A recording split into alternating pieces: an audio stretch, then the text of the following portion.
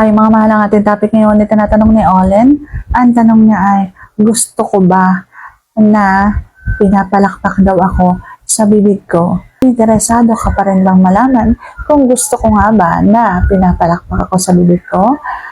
Kung interesado ka malaman, please keep on watching. Pero bago yan, kung bago ka pa lang sa akin channel, please consider to like this video and subscribe my channel.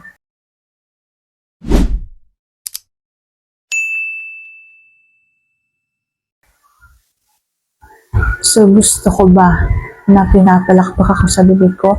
Ang sagot ko ay oo naman. Pero depende kapag halimbawang mabango.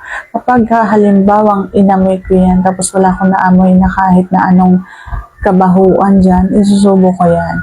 Pero kung halimbawang meron akong naaamoy, alam ko may kaunting ano naman talaga yan. Kasi nga, daanan niya ng ihi, diba? Pero dapat kapag ipapasubo ninyo yung inyong mga tiyo, walang kahit anong naaamoy doon.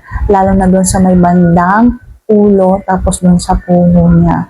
Kaya ako, hindi talaga ako nagsusubo ng may amoy. Kaya kung gusto mong lagi kong sinusubo, dapat wala kang amoy. Lalo na kung matalas yung ilong ko, kahit na malayo naamoy ko yan. So, kung halimbawang walang amoy, walang problema sa akin, kahit anong oras, kahit na minuto pa, ay susubo ko yan. Basta walang amoy. Doon tayo magkakasundo eh.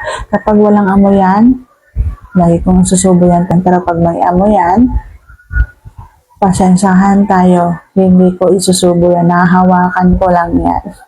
Okay? So, sana nasabi ko na tama ang tanong. And if you like this video, please consider to like this video and subscribe my channel. Thank you for watching. See you on my next vlog.